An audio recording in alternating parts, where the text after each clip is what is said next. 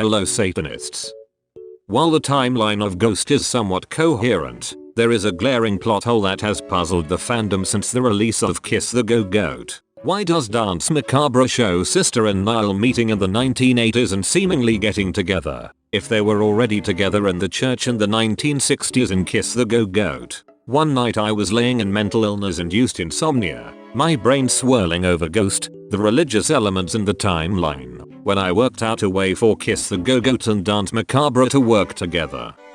This is the Nihil the Deserter timeline.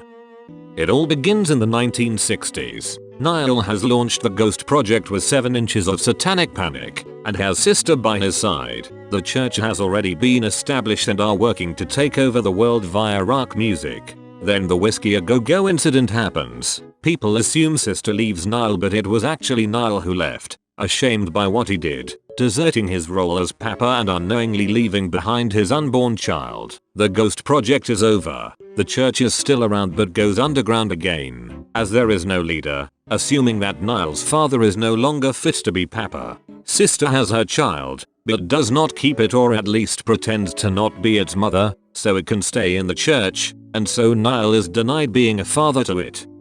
Welcome to the 80s. The church wants its leader back. Cue his friend in Dance Macabre. This is really a clergy member task to bring him to the party so they can make him return as their Papa. This is why the doorman recognizes Nihil. He is being told to let him in as the party is just a front to get him back. But luring Nihil wouldn't be enough. There has to be something that would make him want to stay and become Papa again. Sister.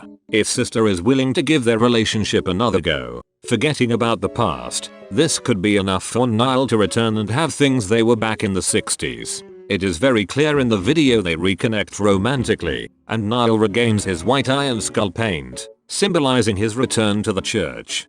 So to reiterate, in the 1960s Nihil is Papa, and launches the Ghost project while with Sister. Nihil cheats and the breakup happens. He leaves the church due to shame. Sister has the baby. In the 80s Nihil is lured back by the church at a party by using Sister as bait. Nihil is Papa again until Papa 1 takes over. This is the only way I see the 2 videos and Nihil's comment about the bloodline in chapter 2 making sense.